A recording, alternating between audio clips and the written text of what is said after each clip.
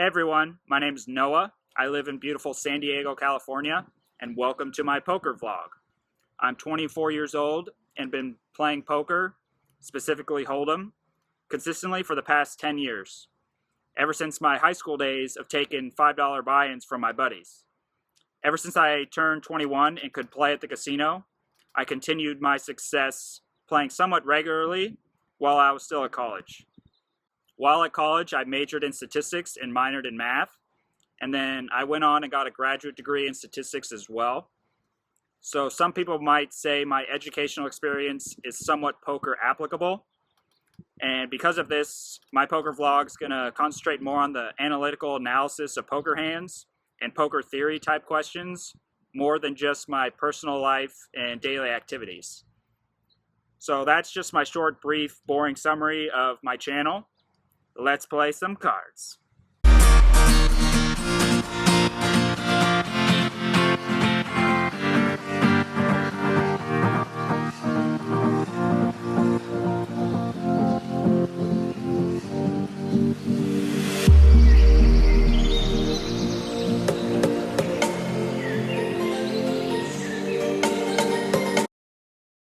The limit I played was 2-3, but the program I'm using for recreating my live hand history doesn't have a $2 small blind and a $3 big blind option, so just pretend that the $4 big blind shown is really $3. The first meaningful hand I played was early on with pocket queens in the small blind. There are 3 limpers ahead of me, and I raise it to 20. I want action here, but I also want to charge the max with such a premium hand. 15 seems too small, and 25 seems too big where I'd get too many folds, so I go right in between at 20. 2 of the players are also very short stacked, so I'm not worried at all of giving them a good price to play in position against me for the rest of the hand. I get one customer who I refer to as calling station. I just sat down, but I saw this player limp along and then call a raise out of position with 4-2 offsuit, which he ended up showing down as the winner. With his range being so wide here, combined with him having less than double the pot left, it makes this hand incredibly easy and not require too much thinking. I will bet on most flops and just commit myself to the pot there. The flop comes, and I bet 3/4 pot after the rake, and he calls. Not the best turn for me, but the opponent has less than half the pot, so we push it in, hoping for the best, not really having a clue what he has. He calls, and the river comes a king. We show, he mucks, and I take down a decent pot to start off the session. Next, I'm dealt king-9 suited in first position, 6-handed. This is one of the worst hands I'll open from this position. I make it 15, which is 5 times the blind.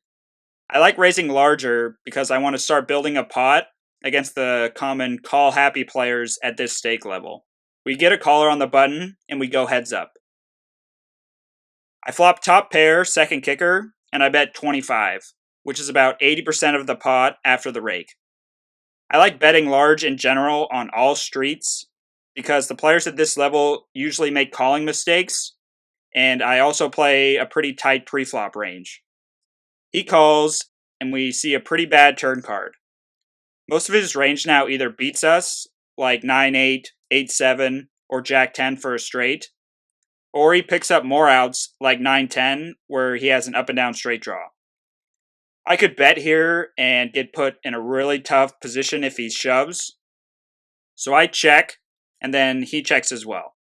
This makes me think I'm ahead, because 2 pair or a straight I would surely expect to bet.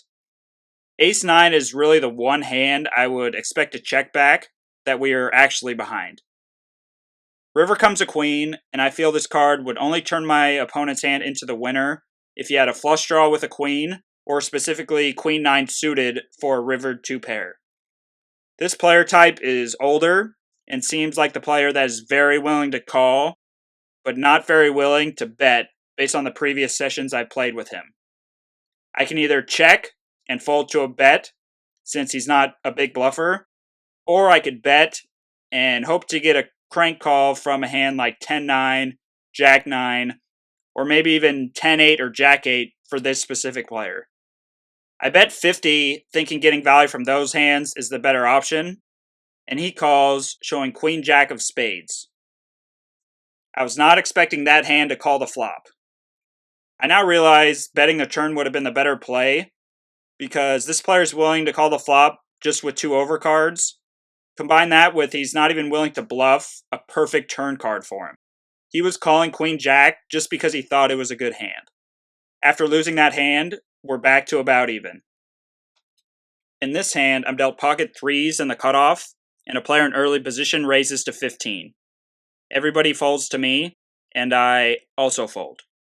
I feel many players might just snap auto call here with a pocket pair in position, but if you're paying close attention, the raiser only started with a 2/3 chip stack. In another video, I'm going to go over calculating correct odds to set mine, but I'll give you the short answer here and say you should be getting at least 20 to 1 on your investment. Here I'd be risking $15 to win a possible $195, which is only 13 to 1 odds. So I have a clear fold here. Set mining to me would be only looking to win the hand if another 3 comes. If you feel you could win the pot by bluffing or having the best hand at showdown, then you don't need 20 to 1 odds, and you could possibly call this bet because you have other ways to win the pot besides hitting your hand. But pocket 3s is such a weak pair, I feel it's best just to let it go, because I would fold to any aggression unless I hit my set. I'm now down $90 after losing a few small pots, and I'm dealt King 10 offsuit in the small blind, with the under the gun straddle on. Everyone folds to the button who limps, and the action is on me. I decide to raise, looking to pick up the pot right here. I feel this is a good situation to bluff, because the big blind to my right has been tight the entire session. The straddler has been very passive the entire session, and the button would most likely raise with any type of decent hand. With my raise size and given stack sizes, I would suspect the blinds would either go all in which I would fold, or they would fold and I would just pick up the pot. I suspect the button will almost always fold. So let's do some statistical analysis to see if my assumption of it's a good bluff is actually true. I'm risking $40 in order to win $17, which means I would need to get at least 70.18% folds to make this a profitable play. And this isn't even counting possibly winning the hand if I do somehow get a caller. So if I assume the blinds will shove pocket pairs 7s and higher, ace jack, ace queen, and ace king, each will be dealt one of those hands 7.24% of the time. Then a very close estimate, but not an exact probability, I will get both to fold, would be the probability that the first person folds times the probability the second person folds, which would be 86.04%, much higher than the 70% we needed, making it easily a profitable play. If we loosen up their ranges to pocket pairs 5s and higher, ace 10 or better, and king queen, each player will be dealt one of those hands 9.65% of the time, and in that case, I would get a fold of an estimate of 81.63% of the time. Still a very profitable play. I don't see these specific opponents shoving any worse than these hands, so I feel this was clearly the best option because calling with such a speculative hand out of position against 3 other players would most likely not be nearly as profitable. I've been playing for about 7 hours to this point, and I've stayed about even over the entire session. I'm getting pretty tired, but the game is really good, and we have a combination of loose, bad, and also a couple drunk players, so I'm going to continue the grind.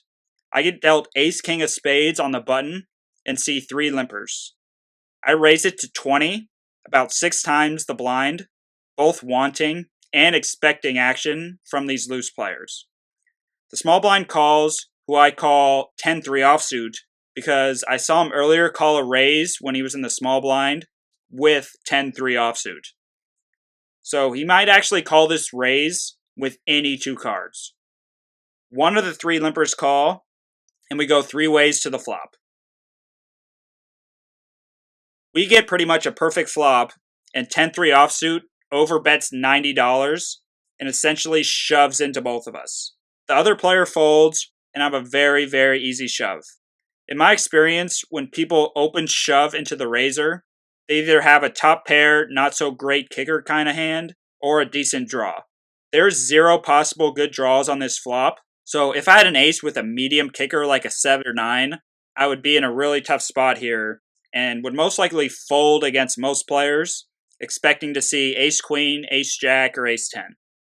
Against this player type, though, I would call with those hands and just hope for an ace super weak kicker like a deuce, or even an 8, or possible gut shot, since he's playing so loosely pre-flop. He shows ace 10 of diamonds, which is actually better than I suspected he had, but I'm a big 5-1 favorite to pick up this $300 pot. We hold and pick up our biggest pot of the night after 7 long hours of waiting. Patience is truly a poker virtue. I end up playing for 8 hours and call it a night. I feel it is a good time because the 2 bad players are either on a break or about to leave, and I'm also pretty tired. The session ends up 184 positive, and I start the blog out with a win.